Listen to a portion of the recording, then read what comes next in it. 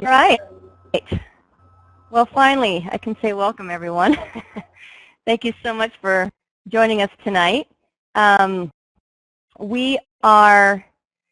and I are just really excited about this webinar for multiple reasons, but one of the things being beyond, we just help people in so many ways and have helped people all over the world in all kinds of things, but one of the things we enjoy about helping people in terms of physical health is just how much it impacts and affects their area of life, and just love that trickle-down effect it does. Before we get, a couple of things. One is that if you're not familiar with how a webinar works, seems like everybody is. You already have noticed it's interactive, so you can type them in. Eric's here with me, so he can be tracking questions along the way. And let's do that via type message so that it won't interrupt the flow of the conversation, and then I can answer questions as we go along. We'll also open up at the end for questions, so feel free to keep a record of, just jot down your questions. And also, a lot of times when, during these kinds of things, people will think, oh man, I wish, so-and-so was hearing this or whatever. So just to let you know that we are recording this, and you can we'll send you a link afterwards, and you can forward this on to others as well. So I think that's everything. So let me begin talking. We won't spend a lot of time on the problem because I think we all know the problem that we have in America with just the epidemic of obesity. The bad thing is that back in 1980, you see here on the slide that 35% of Americans were overweight, and even though hundreds of billions of dollars have been spent on that alone, we are now more than 66% of Americans are overweight. And so you can see in that chart there just how much it has grown, and that this is in epidemic proportions, and we really are at a point where we need to find some solutions that are going to really help people long term. So 2 out of 3 people are overweight or obese and need to lose weight because of health reasons.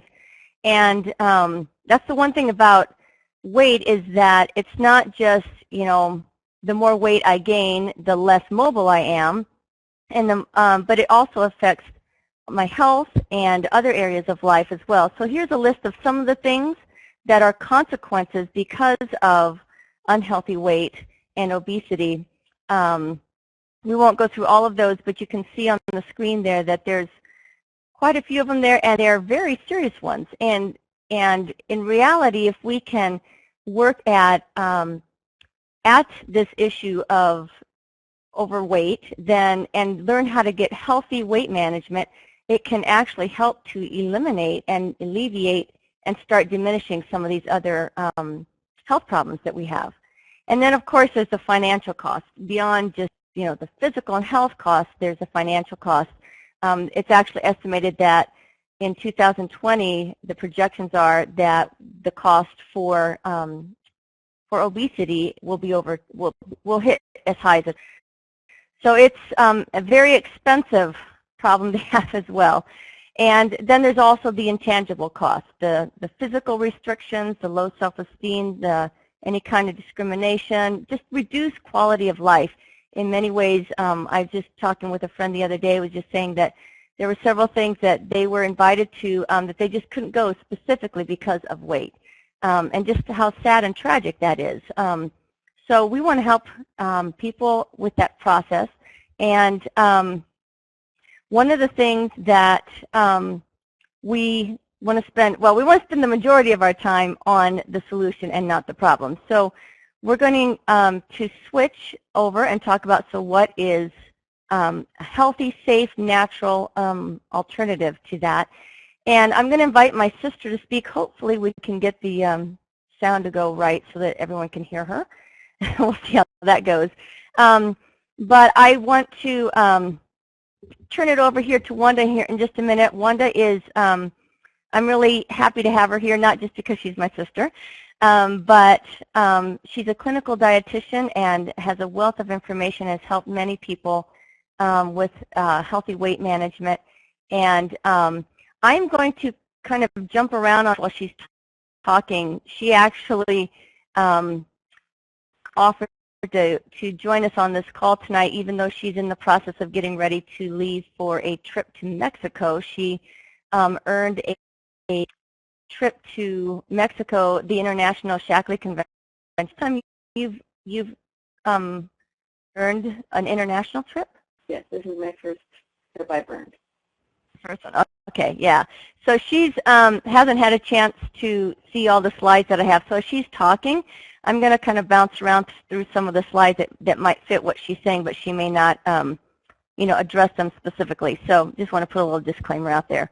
So I'm going to have Wanda share some of her information and her experience with this, and write notes, write questions down so you can ask them later on or just shoot them our way. All right, go for it, Wanda. Okay. Well, I'm a dietitian. I've actually worked in weight management and weight management clinics for probably 15 years. And in the process of that, every has brought me their products to look at, as well as the fact that our hospital had me evaluate several different programs to try to find one that would work for them.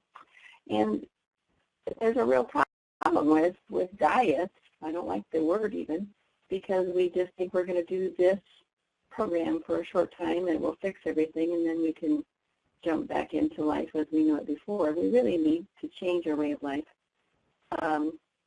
But the problem with most diets is that people are focusing on calories. And it's not about the calories.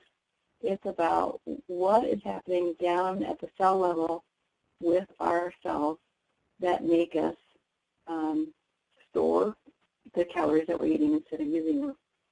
And so my motto is, don't count your calories, make your calories count.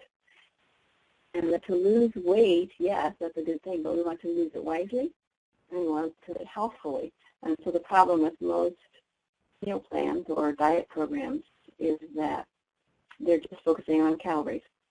So I talk about eating foods that aren't normally on diet plans because people think they have too many calories on them, but I'm looking at why would we include them? It's because they help us burn fat, build muscle, and the more muscle we have, the healthier we are, and the leaner and trimmer we will be. So I actually don't even like BMI measurements because we want to prevent muscle loss, like it's saying on the slide there. We want to improve our muscle mass because muscle is what burns the calories, and we want to burn the fat. But BMI just looks at how much body weight do we carry for the height that we have. And so it could be muscle mass or it could be fat mass. And so BMI really doesn't tell us a whole lot. What we want to look at is, are we lean, are we trim, and not necessarily what the numbers say on the scale, nor what our BMI is. It's how healthy are we and how lean are we. So the problem with most diets is that they focus on calories, and they get our fat intake way, way down because we think that fat is what makes us fat, but fat is not what makes us fat. When we try to fatten up animals for getting them to market, we don't feed them Crisco and coconut oil. We feed them a lot of grains and a lot of carbohydrates. So it's really not looking at fat as the culprit in our diet, although some fats are not good for us, but some are. So I'm getting a little carried away here on my soapbox, so I'll head back to... Wanda, can I interrupt just a minute? Sure. Can you, just in case not everybody knows what BMI is, can you explain that real quick? Oh, sure. BMI is your body mass index, and it's a formula that we use to calculate whether you're at a healthy weight or an unhealthy weight. It's what your doctor's office might use, and we're looking for BMI to be less than 25. But if you are a weightlifter and you have lots of muscle mass, you will have a high BMI. So it's not, again, what you weigh on the scales. It's not how much BMI you have or what the BMI number is. It's, are we mostly lean muscle mass or are we mostly a lot of fat mass? We can actually be very thin, and the scales say that we're not overweight and yet have an awful lot of body fat and be unhealthy. That's helpful. Okay. So we want to work on decreasing our body weight, partly because that helps with all sorts of other health issues like heart disease. It helps with our needs. Our physical therapists tell us that for every pound of weight that we can get off of our body, it helps decrease the pressure on our knees by 4 pounds. And I live in Warsaw, Indiana. It's called the orthopedic capital of the world. So we love to have knees that go bad because it means more revenue for our city, but that's not good for our bodies. So what I like about Cinch, what I was so excited about Cinch and the Shackley program that they came out with, is that in their studies, it helped conserve all of the muscle that the participants had in the study. And I have never, ever, ever seen study results like that. Not with any scientific studies, not with just plans out there that, you know, your neighbor might sell to you. I've never seen this. Usually when we lose weight, at least half of it is our muscle.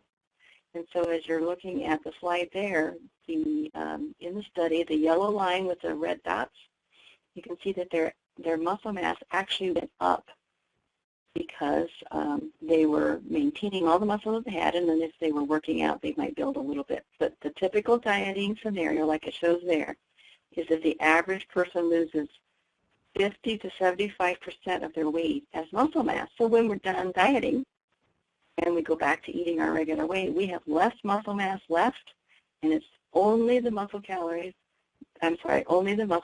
that burn the calories. So if you have less muscle mass, you're going to burn less calories.